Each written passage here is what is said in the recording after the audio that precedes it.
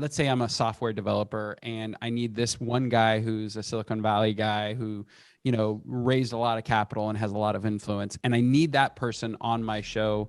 We find a motivated moment and there's an opportunity. What do I do to book them correctly?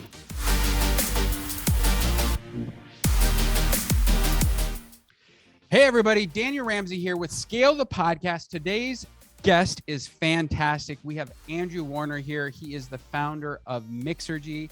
Basically, it's a platform to not only interview, but also educate entrepreneurs from other entrepreneurs. And as you know, this podcast is all about growing and scaling a business. And today's topic is fantastic. It's stop asking questions, how to basically have high impact interviews.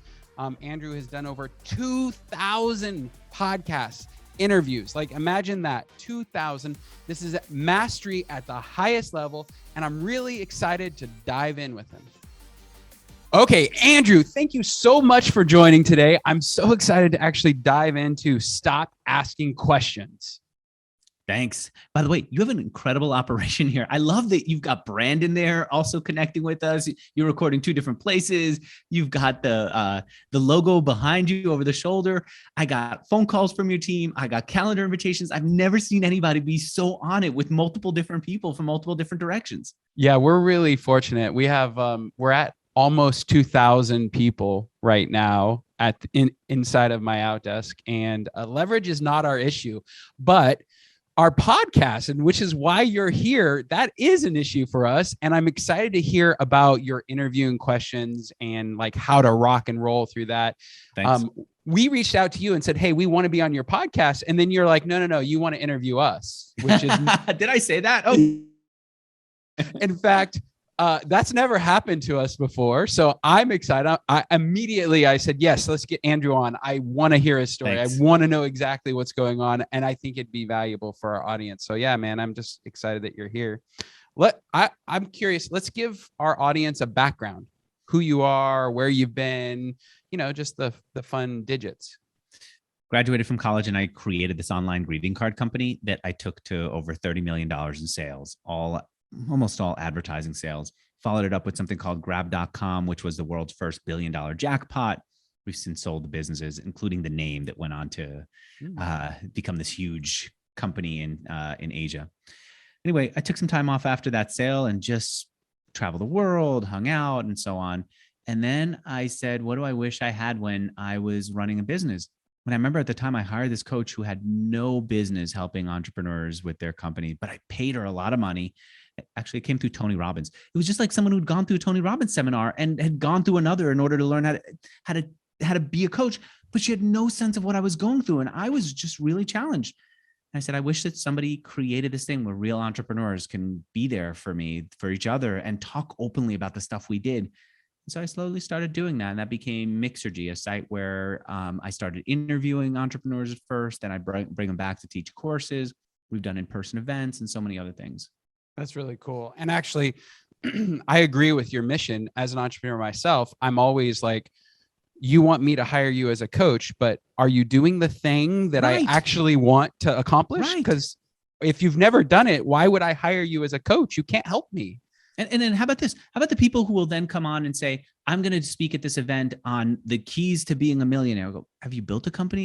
Did you hit a million? No, I studied them. Great for you. I studied how to cook. I still can't do much. Right? That's so awesome. Well, I'm curious, as you were building a $30 million and exiting, you took some time off. There's probably some gold in that. What happened? What was that like for you?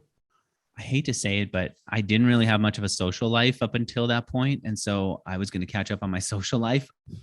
Moved to Los Angeles. I decided to go out 6 out of 7 nights a week. I made it 6 instead of all 7, which I would have done. I had the energy for it, but I said, I've got to not burn out on this. And then during the day, I would go ride my bike for hours. I'd listen to old radio shows, something that was disconnected from like the day-to-day world, and just go for hours on the Pacific Coast Highway. And then I started traveling. I had this idea that one day I might want to run with the bulls in Pamplona. So I flew to Pamplona and I started running with the bulls, which was not really as exciting as I expected it to be. And And that was basically it. That was a good chunk of my life. It was really fun. Yeah, that's good. What did you learn from the exit? Like, most entrepreneurs have never been through an exit. They build Mhm. something and it just either slowly goes away or, you know, they changed Oh, stuff. you know what? It was the desperation. I'm going to be open about the name of the company because it's been so long. At one point, I was so desperate to be done. American Greetings said, "We will buy you. Got this online greeting card. We have offline greeting cards. We'll buy you out." And I go, "This is great." We go through they said we need to do our due diligence. I go, "Fantastic. Let's do the due diligence." And I think this is so professional. I'm going into their office. I'm not being flown. I fly myself in, but I go, "Okay, it's a petty thing for me to say. If you're buying me out, you should also pay for my flight." I'm not going to push it. I go into their office.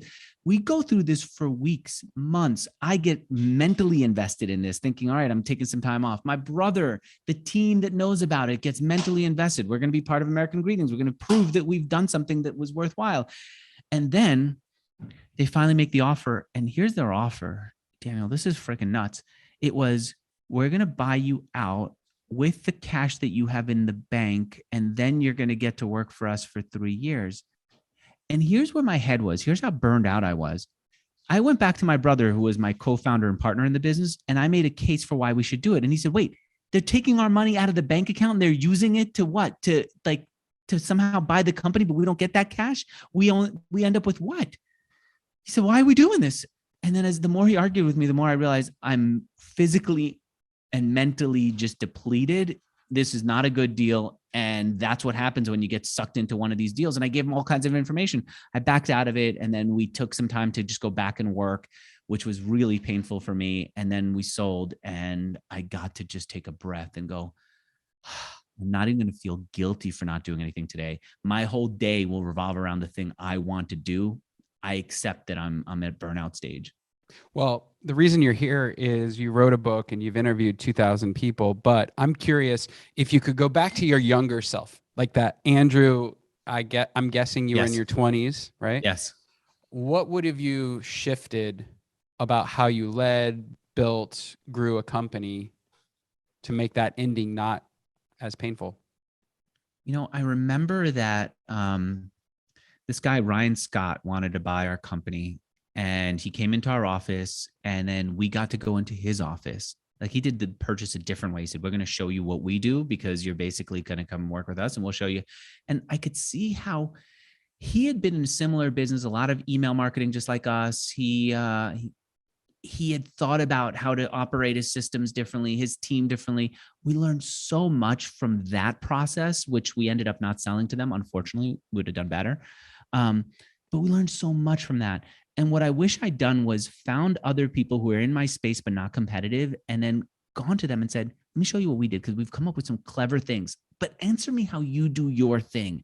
How do you?" In his case, he was sending out millions of emails a day using systems that he wrote himself. How do you customize all those millions? Let me show you how we do it. So that interplay would have been incredibly helpful. And I didn't do it.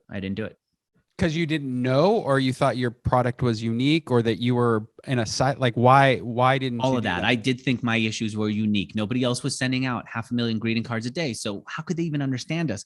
Meanwhile, as I saw with Ryan Scott, he was sending out millions of regular emails a day and customized. There's similarities there, not exactly the same, but we could learn. So I thought I was unique. I thought also that other people wouldn't want to do it. And then here's the problem that I had. I thought that I was on the outside and everyone else was on the inside. And I got a big charge out of that. Like, I'm going to show them that they are wrong and I'm right. And that helped me work hard. But it also then meant that I wasn't in their world and getting help from them and seeing what worked from them and getting introductions from them. And I could see when I lived in San Francisco for 9 years, I could see entrepreneurs who were there were doing that a lot. They were really in each other's businesses, like mentally, sometimes physically, doing interviews with developers on their behalf. I just didn't know that the world was accessible that way. And I thought, instead of the world is accessible, there's something wrong with me for not accessing it, I thought the world is not accessible. They are wrong. I'm going to prove to them that I'm better off. And I think there's still a lot of people who don't realize how many of their heroes are accessible, how many authors that they've read, whose books they read will return to emails, will respond to messages, will be there if they know how to do it right. How many people whose businesses they admire will get on a call with them and be those mentors, not lifelong mentors, but be the mentors in a conversation and help them out.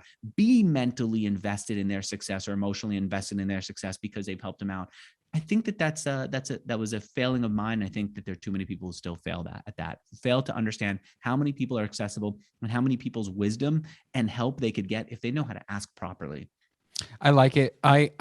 There's a difference between mentorship and having a tribe. So I'd like you to dive into the piece that you find most valuable, whether it's the mentorship or tribe. But I have a couple masterminds that I've actually started and I'm a part of, and I get almost more from being, shoulder to shoulder with my peers, trying to accomplish a goal and having accountability around that goal and having somebody to bounce ideas with than mentorship. But I'm curious because what you just said was mentorship is for you would have made a big difference. I'll give you an example of where I finally did it right.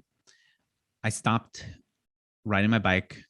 I got enough. I said, I'm going to start doing something that I wish existed, which became these interviews. And I said, I have this idea for a live event that I could charge for. And this guy, Noah Kagan, had run an event. I forget what the event was, but it was on his blog, OK Dork. And he got amazing people to speak at it. And I said, Noah, can I ask you how you charge for your event, how you organized it? And even though he was in the same space kind of as me, he was also working with the startup community, and I was too, but he was focused more on social entrepreneurs, people who are creating apps for the Facebook platform where he used to work. He was one of the first employees there. He got on a freaking call with me. He spent about an hour walking me through how he did it, where he got his customers, how he charged for it, how he actually made this thing pay, and how much money he made from it. It was amazing. And so he helped me figure out how I could charge for my own events when I was charging for events. That kind of one-on-one guidance of me saying, but I have this one problem that's different from and him answering it is so much better than a blog that I could have read, and I'm sure he'd written on OK Dork, which was good. So much better than a YouTube video that I could have seen, which I'm sure is good. I want that customized thing. And here's the upside of that.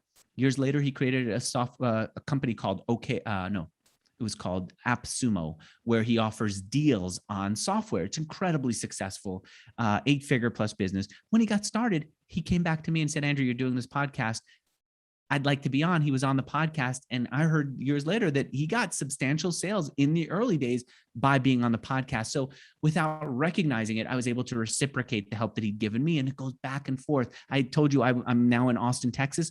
When I came to Austin, Texas for 2 days to just look at a house, first of all, he introduced me to the real estate broker. And second, when I realized I couldn't make my hotel, I texted him and he said, dude, come on over. I've got a guest house. Sure enough, the guy had a guest house by a pool. It was better than any freaking hotel I could be in. And we sat by the pool and we talked as he drank non-alcoholic beer and I drank whiskey.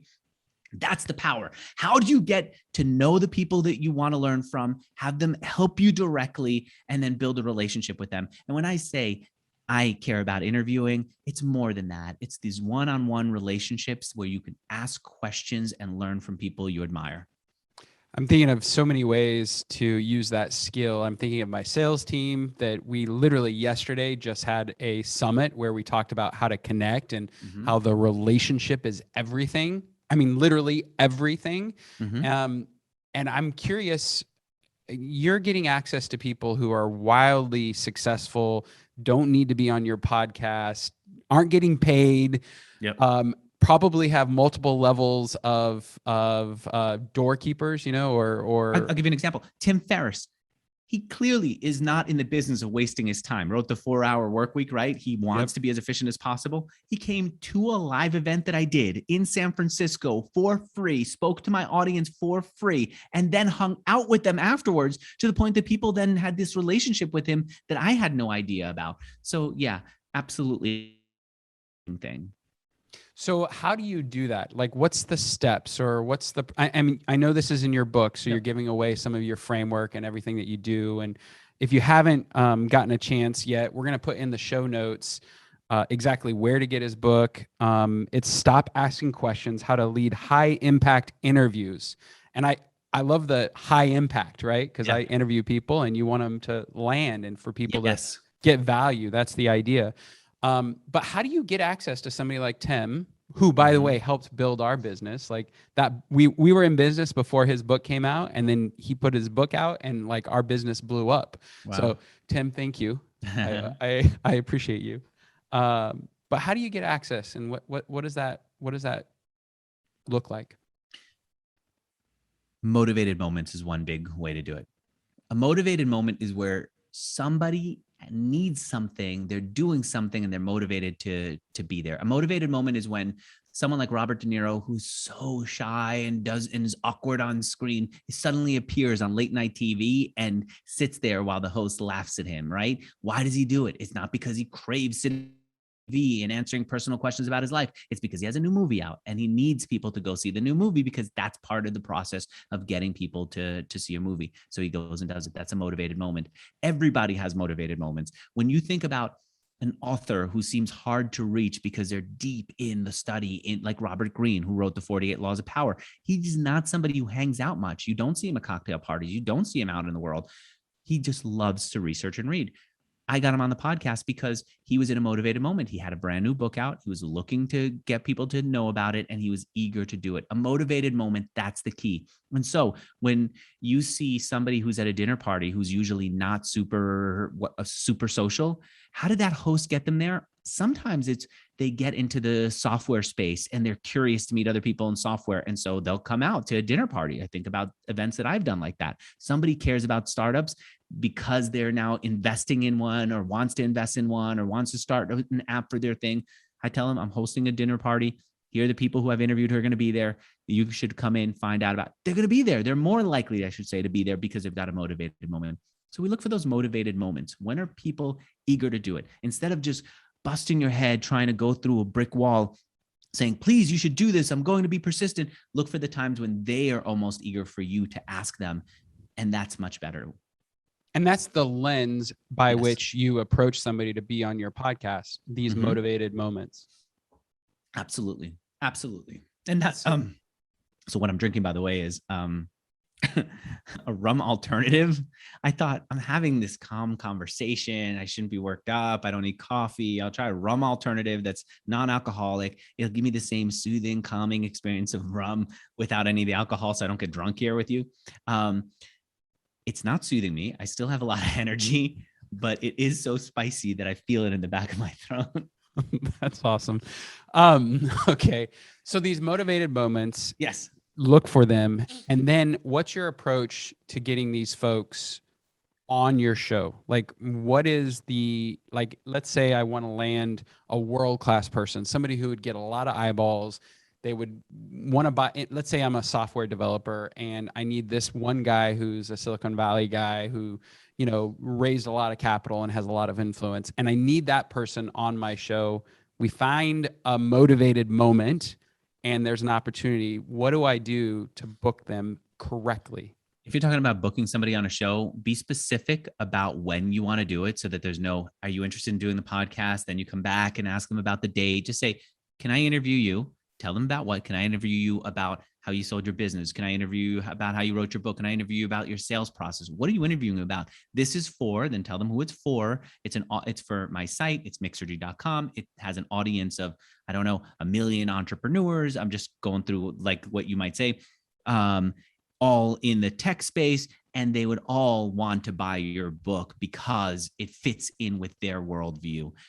If you're interested, which of these dates work for you, or hit reply and suggest another. What you want to do is tell them what you're asking for very clearly, why they should do it very clearly, and then what's the action they should take so that there's no back and forth about the time and sure, is it this, is it that? Short, clear, and quick. Now, that's for interviews. I think a lot of people who are listening to this are not looking to do interviews, but maybe they say, I want to become a better salesperson. I want to become a better entrepreneur. I want to learn how somebody created an app. How do you reach those people who are doing the thing that you want to do and say, not like Andrew does and say, which I could say I have an audience and reputation. You should do an interview with me and you'll get all that. What do you say to somebody who you just want to have a one-on-one conversation and learn from them? Again, I think in those situations, motivated moments help. A motivated moment for them is maybe they are trying to grow their sales team. And you say, my sales team is about twice as big as yours. Maybe I can share with you some of what worked for us. Maybe another one is people are moving all over the country, right? I noticed that you moved into Austin. We happen to be in Austin. I can tell you about where the local scene is and who you should know here. I'd love to also find out a little bit about what you've done to grow your sales team because I'm in admiration. Would you like to get together for dinner? Would you like to get the families together? at this outdoor playground where we can also have dinner, because every barbecue joint seems to have a playground here in Austin. Yeah. So that's what I'm talking about. That motivated moment. Yeah.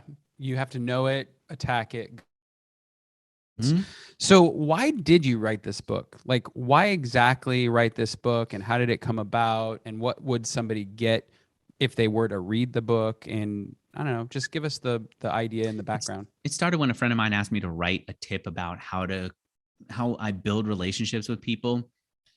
And he said he's an introvert and he wants to learn, and he wants to write a book for people who are introverts like him. And so I wrote my thing, and then I just kept writing and writing. And I realized something as I kept writing. I am so systematic about my conversations like nobody else.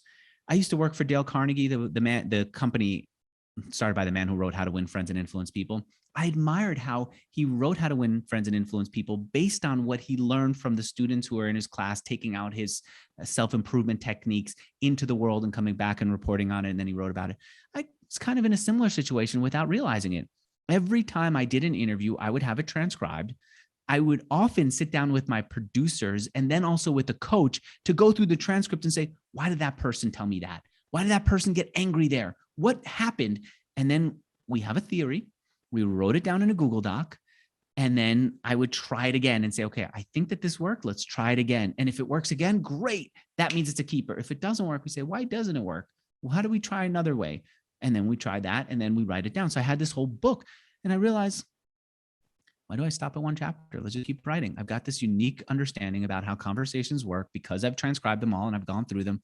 Let's bring it out to other people. And then I realized something else. Daniel, we're in a unique point in the world.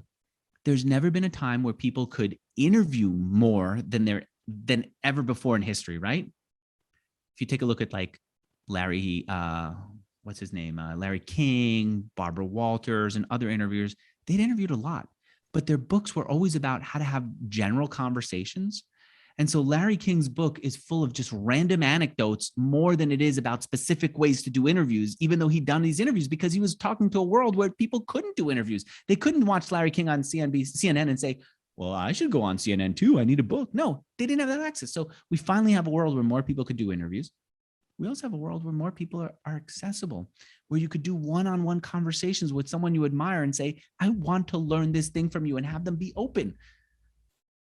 Yeah, it's fantastic. But I don't want us to waste it. I want to give people steps. I want to show them how to do it right, how to get deep in. Okay, so what are the steps? Okay, here's one. The book is called Don't Ask Questions. Stop asking questions because of this.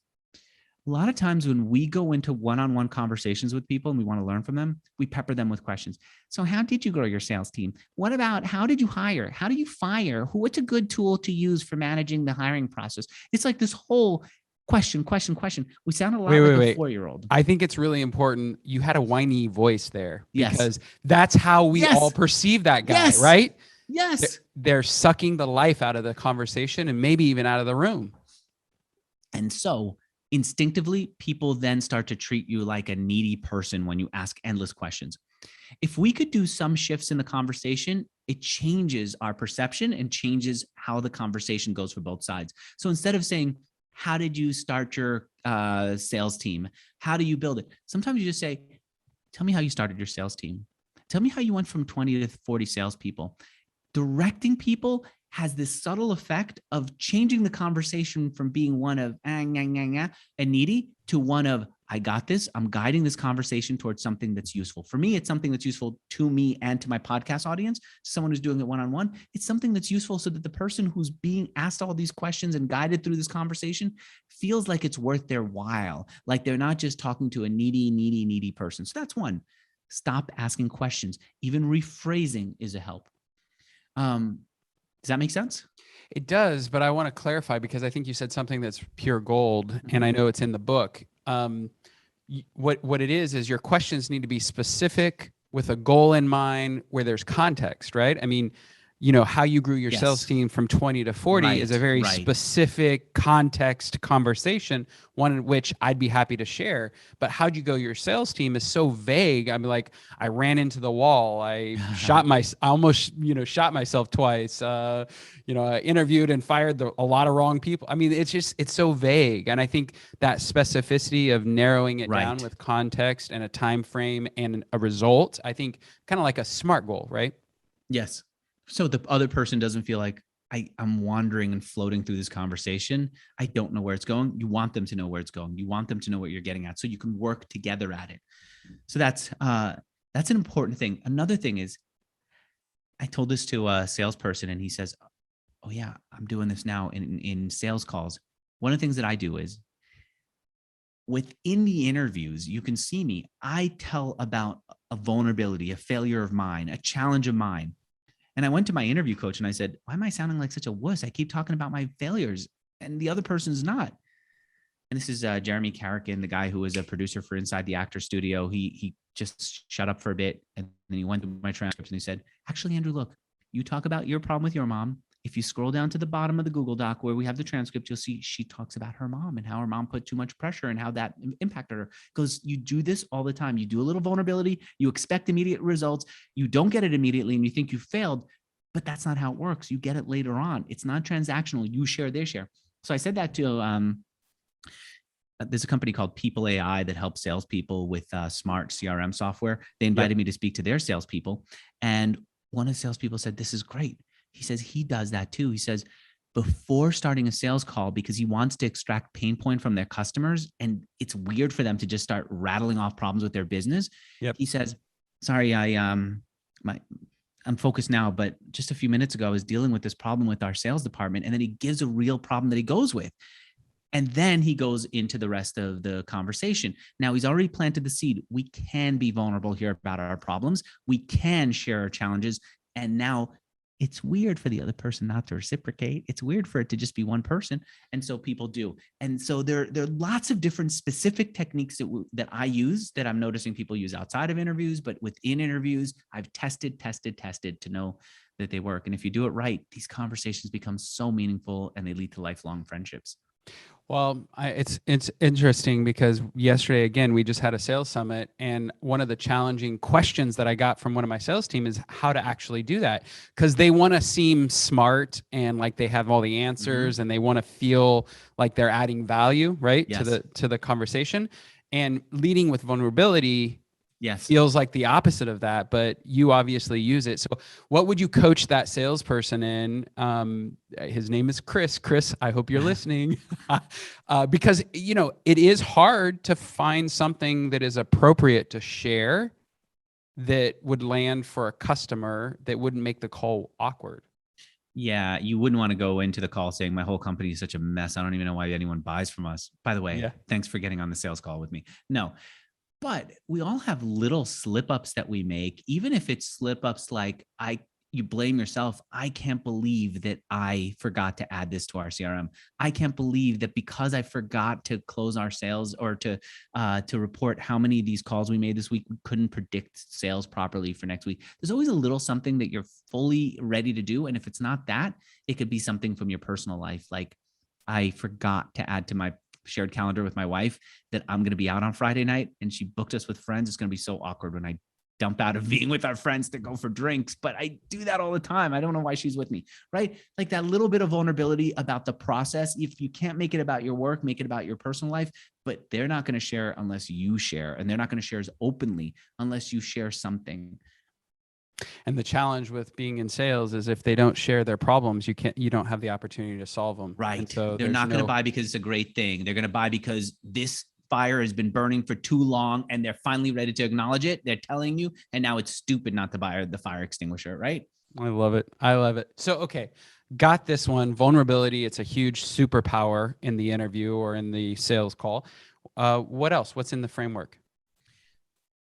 Okay. So there are times when people don't want to give you anything back. Like I asked Jason Fried one time, tell me about the challenges you had building Basecamp. Basecamp, phenomenal software for project management. You do use it? We use Basecamp. Your company runs on Basecamp? Yeah. Well, not the whole company, but our IT, we have a software division in the company to help keep our virtual assistants. But I love Basecamp. I think it's one of the best products out there. So I do love Basecamp, but as much as I love it, I wanted to know about a challenge of his. And in one of my early interviews, I said, Jason, tell me about a failure that you had. And he goes, I don't think we had any failures. Tell me about any setbacks. I don't think we do.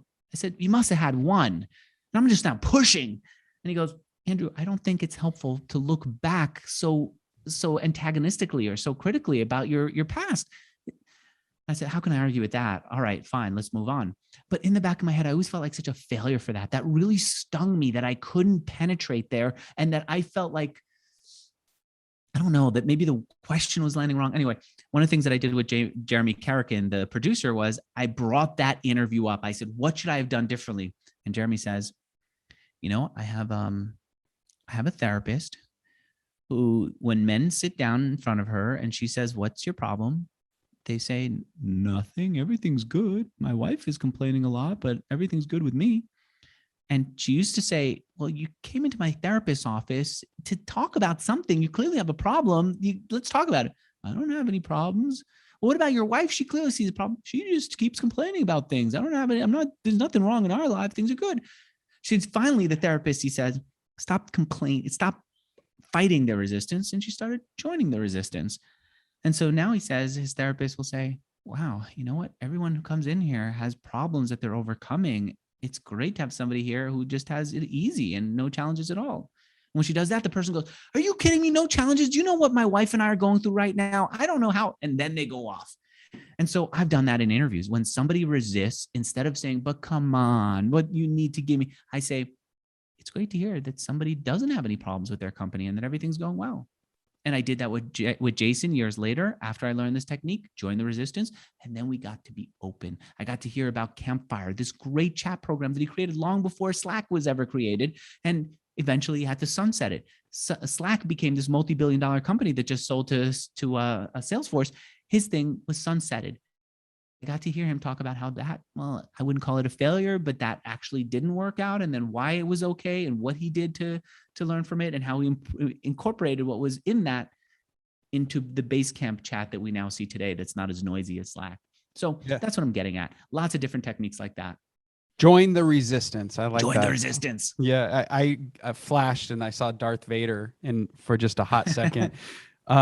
Okay, well, that's cool. Have you ever had an interview that has gone horribly wrong? Like, have you been with somebody and just not been able to connect? And yes. And then how do you turn that around? Like because I've had interviews where, like, Brandon, who's on this call right now, in the background, we both get on the call afterwards and we're like, we can't use this. This guy was like, I don't even know what we're going to do with this content because he or she just wasn't interested. I called it out.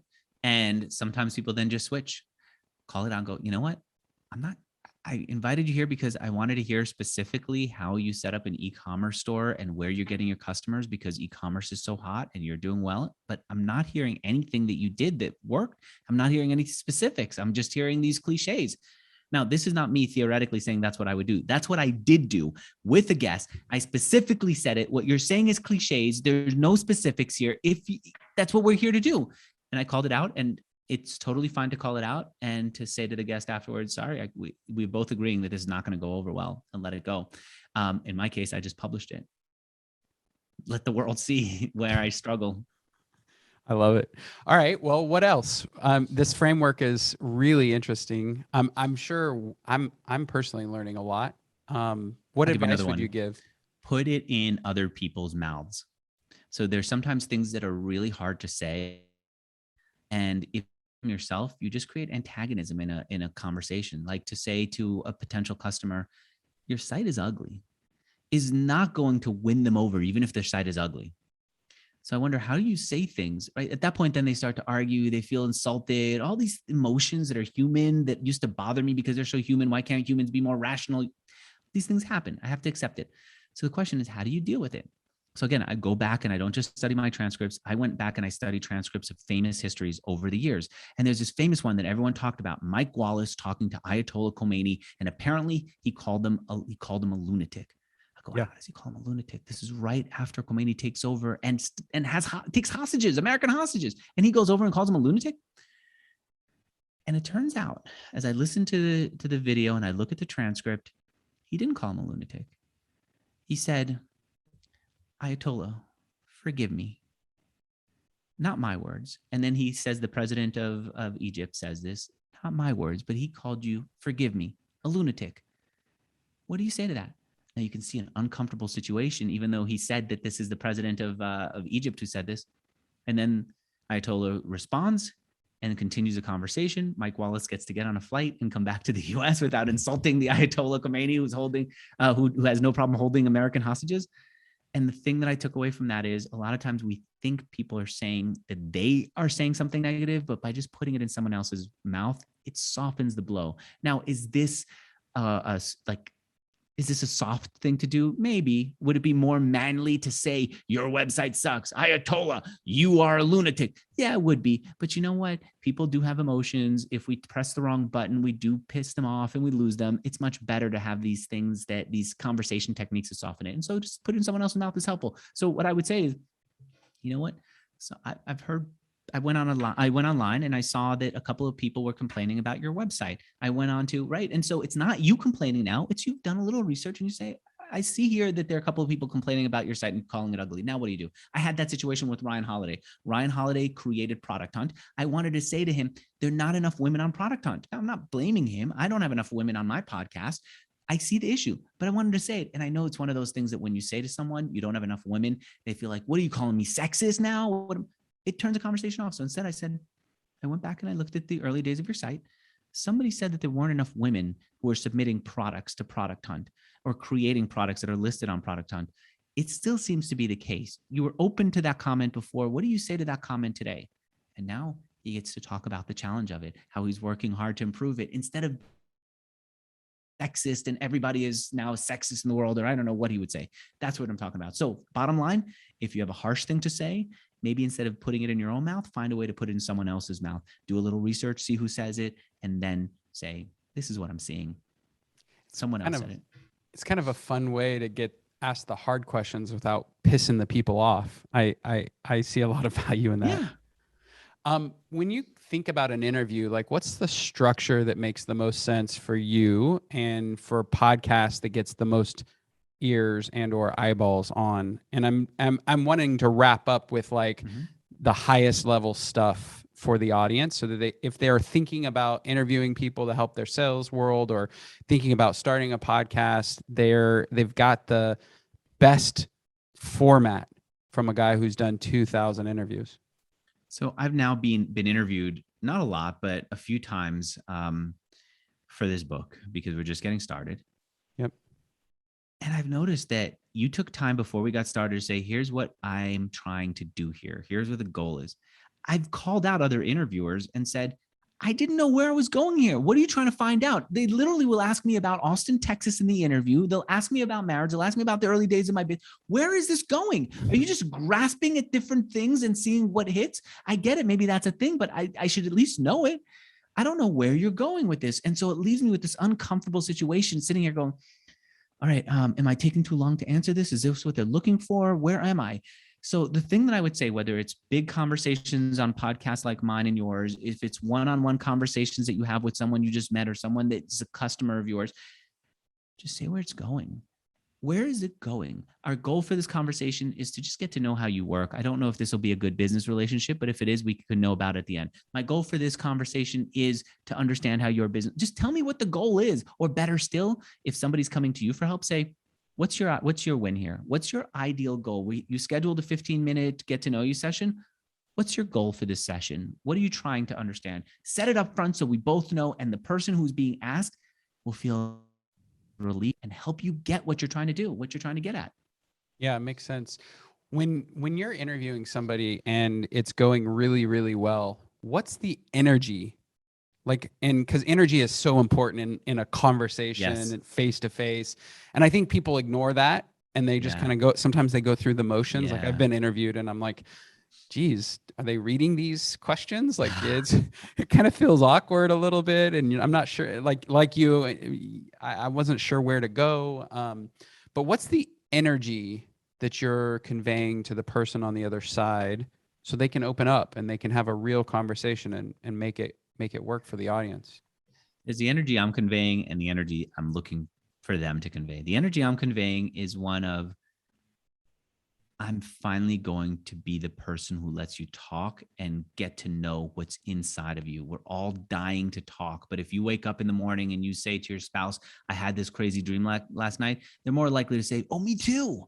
And then tell you about their crazy dream than they are to say, what happened? And even if they say what happened, they might follow it up very quickly with me too. People do not give us a chance to express ourselves. I'm here to say, this is going to be your chance. And it's going to be there for the world to see your way in a depth that you didn't even know existed. That's the energy I'm communicating. The energy I want from them is something that we used to express at Dale Carnegie when we taught people. I used to work for Dale Carnegie.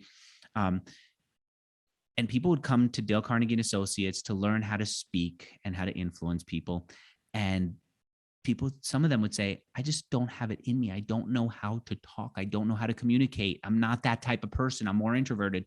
And Dale Carnegie used to say, everyone could be incredibly articulate if you hit them in the shin with a 2x4, meaning like you just wronged them and they could tell you all the reasons why you wronged them. They shouldn't have done it. Why'd you do it? Right? That emotional. And I want the person I'm talking with to hit on something so emotionally powerful that they can't stop talking, that they are fully on fire, like that most ignorant person in the world who was hitting the shins with the 2x4. And that's a tough thing to do, to tap those emotional places that they just go off. And that's part of the work. And you do the pre-interview stuff in order to pull those moments out. Let's talk a little bit about that, because while the format of the interview is important, I think the producer pre-work is probably another special sauce that you do. Yeah, I had the situation where after a few of my early interviews, I would end the interview and people go, like, all right, pressure's off. And I say, oh man, I wish I'd told you about that time when I hacked into my boss's computer to see how he got his customers so that I could learn what I could do when I started my company. I go, that's a great story. And I go, yeah, I would have told it because it's been so long, and my boss and I laugh about it because it's not really hacking, but it is. I go, wow, why do I not know that? And then I realized it's because people need a little time to think about stuff. We need a little time to be able to cut them off and ask questions and then interrupt so that we can juices. And so I experimented with, before an interview, calling up my guests and saying, you're going to be on tomorrow. I just want you to sound as good as possible because it's going to live on the internet forever. The internet's pen, not pencil, right? I know you've talked in the past about how you started your company because of, but what? And then they start telling me, and if it's interesting, I go, okay, let's save it there so it sounds fresh for the interview. And if it's not, I go, actually, let's move on because I think there's something else that could work. So I'm bouncing as much as possible and looking for those key stories. I did that for a long time. And then I brought in a producer, and I discovered that having somebody else do it makes it sound better. She can ask the same questions that I might ask. She can pick up on my rhythm. But when people tell her the great story first, and then they come back to do a podcast with me, they don't say, like I told you before, they almost even forget that they told anyone connected to me. They just say, how did you know that? And then they tell me this amazing story. And so it sounds fresher. And frankly, because she's a different person and talking in private, she can get more personal things from people. And then we can decide whether they want to use it or not. In the book, you talk about like a pivotal moment or a personal thing or something of controversy that you'd pull out of those pre-interviews. How do you choose what to put into an interview versus what to leave? Like, what's the methodology for choice around the gold that is mined in the pre-interview? I find that life is full of these moments that have more value than we imagine. For example, my kid for years was like practicing to swim, and he finally got his stroke right, where he was really moving the way you're supposed to. But he still could not pass the test that would allow him to jump off the diving board at our pool or would allow him to go in the deep end of the pool. And as much as he put work into that, what finally changed was one day he learned to get his head above water, to doggy paddle, which is not a great, swim stroke, and then put his head back underwater and continue to doggy paddle, and then get his head back up and occasionally do the right breaststroke, and then finally get to the finish line. And I realized the little thing that we hadn't practiced that wasn't even beautifully done changed everything, which was he learned how to breathe while swimming, get his head up and breathe. Small thing, not perfect, had huge impact. And I'm looking for that. The little things that you discover that are small, but have outsized power over your life. That's the thing. What are those? And those are always interesting to talk about. If you could go back to because you did 2000, which by the way, I've probably only done a couple hundred. So it's interesting to have you here and interview you. But if you could go back to your most successful, most interesting, the one that people pat you on the back and say, damn, that was a good show. What did it have in it? What did it look like? What was the process? It's often these local heroes. So there are these communities online where the incredibly passionate. So for example, on Reddit for a long time, there was this community called Entrepreneur Ride Along, where entrepreneurs who are aspiring to build something would kind of journal in public, say, so today, here's what I built.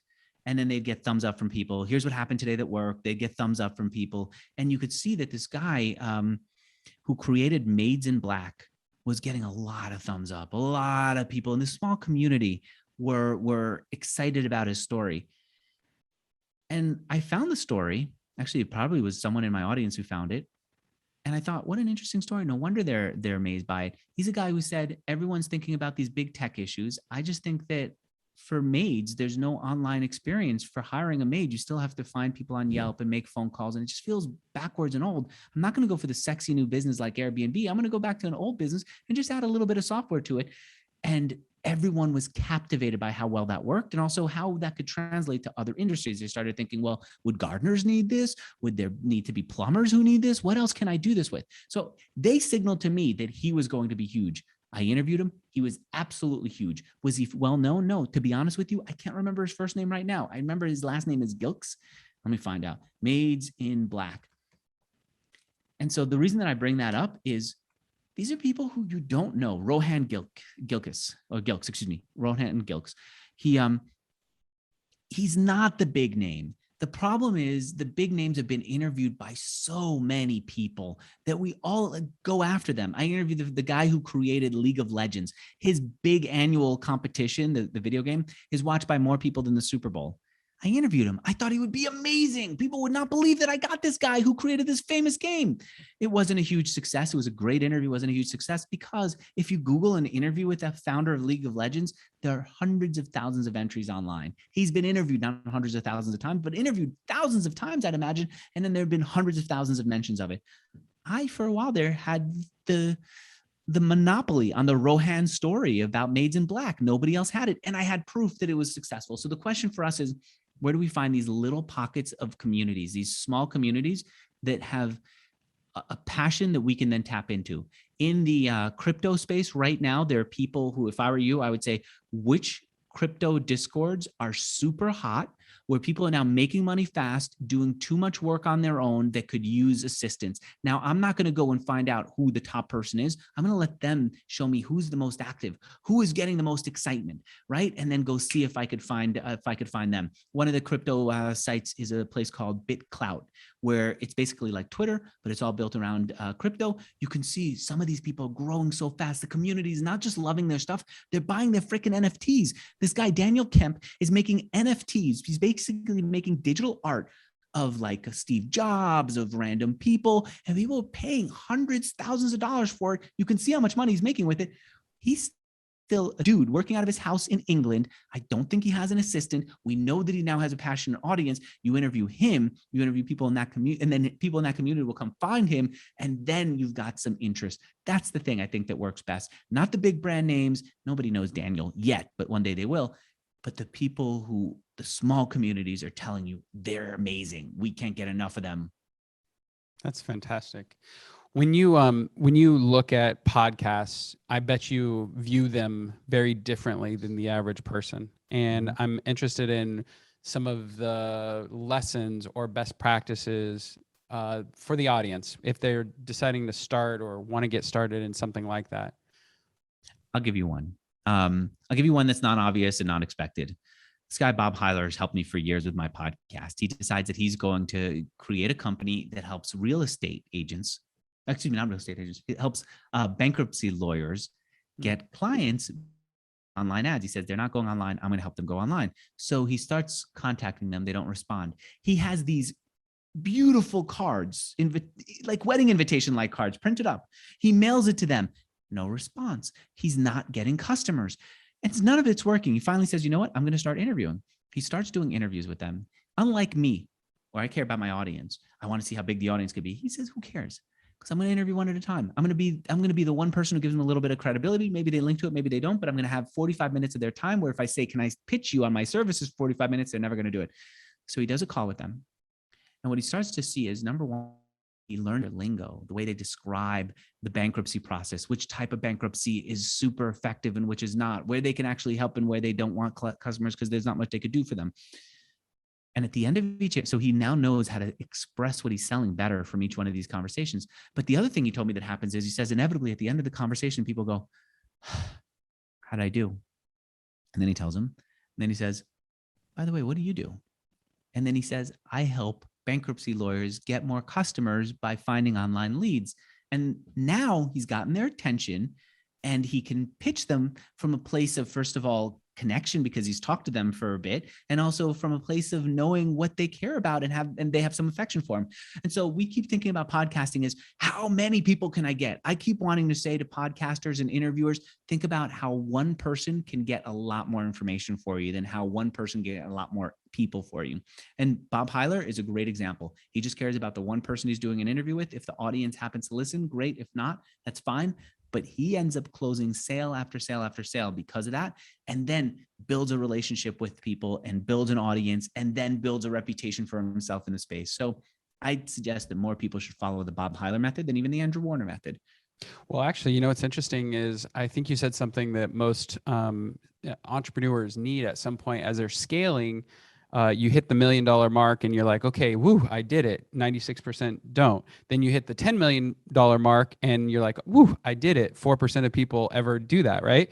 Then you get to 50 million and you're like, whew, I really did it. But I think what has to happen at each of those milestones, we call them badlands, the stretch between, is you have to understand the lingo of your ideal customer, which is exactly what you just described, doing a podcast, targeting your ideal customers, and then figuring out exactly what their language is and how you convert and how you can serve and help them. That's the missing sauce typically when you're going from 10 to $50 million, is just understanding at a high level your customers' needs. There was an early entrepreneur who listened to my podcast, Brian Castle, who said, wait, I'm seeing how Andrew does these interviews. I'm going to do the same Andrew Warner style customer development to understand how my customers do what they do. And as a result, he's built multiple companies. His latest one is Zip Message, which allows people to add video interactions for customer service instead of, emailing with your customer service question.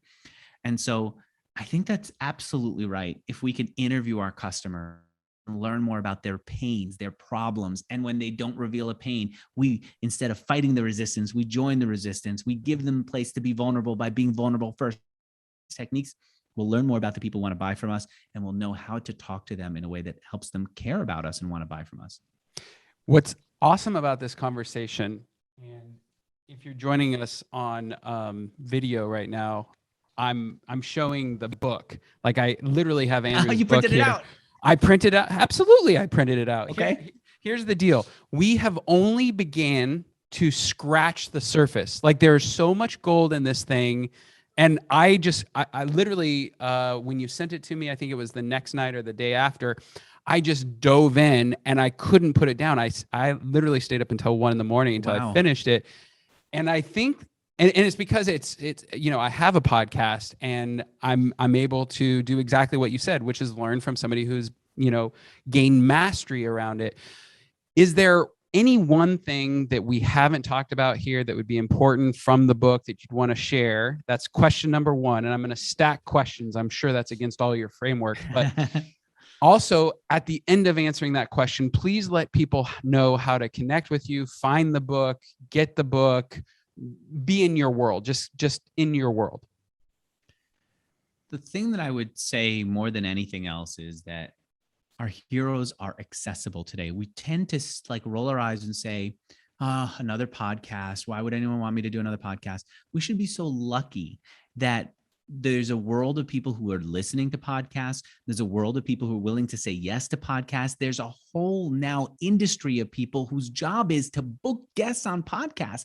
We should be so lucky to have this kind of access. To have this access and then waste it, what a disappointment. To have this access and say, I didn't do it, and look back 10 years from now and say, everyone's now in their virtual reality 3D headset world. I can't talk to anybody online or in person without talking to their avatar. I wish I'd appreciated it more. That's a thing that we should really not take for granted and jump on. We're talking about conferences where people are accessible, online Zoom calls where they're accessible, interview requests where they're accessible. If you just spin up something, there's a site called racket.com where you can just host your own 10-minute podcast needing nothing, no browser, no nothing. Just browser on your phone and your phone. That's it. You can do a podcast, even an interview with someone else. When all these tools exist and you don't use them at a time when people are so accessible, it's a big waste. I don't know how much longer this will be. I don't think you're going to forever have access to all your heroes. We should jump on it now, today, realize how good this is and not waste it. And then as far as the book, also realize how good it is. I spent so much time writing this book. You can find it at a bookstore starting mid-October. And if you want to get some of these techniques that we talked about in more like clear example methods that I show you how I used and other people have used, if you just go to stopaskingquestions.co, not .com, stopaskingquestions.co, we'll just give you, I think we're basically giving the whole book away at that point. It's like one chapter at a time. And it's been phenomenal to do that. After writing this book, what have you learned? And I say that because I think every time you go through a process, and I know how thick this book is with so much gold, what did you walk away, realizing, learning? I didn't realize the value over the years of analyzing what I did. And then when something worked right, naming it and explaining it for my team, naming it and explaining it for myself. I was just doing it because I thought I was being anal. And in the end, I realized that I'd learned the process. I'd mastered the process of interviewing because I took the time to pay attention to what was working, to name it, and to document it somewhere. I think I would do that with more aspects of my life that mattered. And I could see myself doing that as I do sales, to name the things that work, come up with examples, and then document it. If I'm working with my kids, anything that's important, I should just do that in a journal and whatever. And then what I have is a self-awareness about what works in my life and what I do well. And the nice upside of that is I can write a book and share that with someone else. I could have expertise and then use it to guide other people. But I don't think we do enough of that. And I don't think I appreciated the little that I did for how significant it is. This whole book came from me naming the things that worked and writing down examples of it. It's just so helpful. Well, we call that a framework. And you've backed into, as you're scaling and growing a company, the thing that you have to do is you have to create frameworks for marketing, sales, ops, and then teach your team how to do it. And we're right now in the thick of that. And I can tell you it's the hardest thing in the world to train somebody else, the knowledge that you have as an entrepreneur, to pull it out of your brain and then depart it to somebody in bite-sized chunks so that they can then follow it, so they can do it. How do you get them to do that? To recognize what they're doing, first of all, and then explain it to someone else second, and then have someone who's not be able to do it as well as possible? Well, it's a framework. I mean, we're nailing it right now. It's interesting because yesterday, literally in our sales, the summit, I keep bringing it up because it just happened yesterday, right? And we're working through, we have this beautiful framework for helping a customer discover where they need leverage in their life and, what the obstacles are and pain points, everything that a good sales team should have. But there was something missing. And as an entrepreneur, I knew that it wasn't right. It wasn't landing perfectly. It wasn't, the energy, it's wild. It was an energy. And that was the last thing that we documented. It was the last piece of the framework. And wildly enough, positivity was the number one thing that we, as a group, we all agreed was the most important way to approach a sales call. And you think you could document how to get to positivity? We absolutely did. We absolutely did. In fact, I have it on a whiteboard right over here, and literally it says eye contact. We're all on Zoom. Eye contact. Are you smiling? Did you thank the person for being there? Andrew, thanks for being here today. It's been so amazing interviewing you. Like, wildly enough, just giving gratitude. So we named it gratitude, eye contact, a high level of energy. Okay, what about this? I totally buy into that. And then I end up not using my own checklist for something as what feels to me too basic and too human as I'm just starting a conversation with someone. Why do I need to go through a checklist of how to smile? Even though I know the checklist is good, how do you make sure that if you write a checklist like that for something that's so important but might seem too banal to have a checklist for, that we actually use the checklist? How do you make sure it gets used? God, it's like you know exactly how to ask great questions. So we call it never allowing somebody to ever grade their own homework. You and I, as entrepreneurs, we know how to move a customer through the buying funnel, and we know when to vary from the framework or not vary from the framework. But if we lose the customer, it's our cash, right? It's our money in the pocket. We're the ones that are affected. Now, some could say that not only are you affected, but your employees are affected because now you're taking opportunity away from them. The point, though, is never allowing somebody to grade their own homework. So we pull 2 calls every single week. Every single week we pull 2 calls, and then we grade whether the call started with positivity. Was there eye contact? Did the lead laugh? Was it fun? Like, wildly. So wait, if I don't do it, I know there's a good chance that Daniel is going to see it, that my boss and my coworkers are going to see it and then call me out. And the fact that there's some attention on it means that I'm going to pay attention myself. All right, I got it. And then how do you make a customer feel comfortable with you recording a sales call? We just call it out. Hey, we record everything. It's so that we can serve you at a high level. And it also provides a transcript. I mean, as you know, Zoom gives you a transcript at the end, but it's a very simple thing to do. If they're uncomfortable, we'll say, no problem, let me take it off. Yeah. But we do this for you because our job is to serve. Like, you're going to tell me your pain points. We're going to say we can solve it. And then we're going to go about the work of actually solving it. Right. This gives us a path so that we fully understand, and you've articulated the challenge that we're gonna bring to light. Yeah, you know what? Now that we're doing so much online, it's so much easier to be aware, to document. And then if you document it for yourself, it's a natural to say, why am I doing the same thing over and over when I can bring someone else in and have them do the thing? Yeah, so that's the big takeaway for me. Now, I've written the book. I'm so proud to have written it. I now need to be more respectful even of these processes of writing things down, of naming them, of being aware of it. Even if no one else reads the book on it, I want to be aware of it myself. And that's what true leadership is, documenting, giving them the systems, helping them through it, and then actually following the system that you ask them to follow. Because, if you don't, then that's not real leadership. Well, Andrew, we have had a fantastic conversation. I really appreciate you. Again, let's make sure people know how to find you. Don'taskquestions.co. Stop asking. Think about that big red stop sign. Stopaskingquestions.co. And frankly, I'm totally Googleable. Andrew Warner. The problem that I have in buying a home here, I'm sure, is everyone's Googling me before I come into the home. Every time you hire someone for any kind of service, they're Googling. Well, Andrew Warner, why don't I charge more? That's perfect. All right, brother. Thank you so much for sharing today. I've had a really good time. Thanks.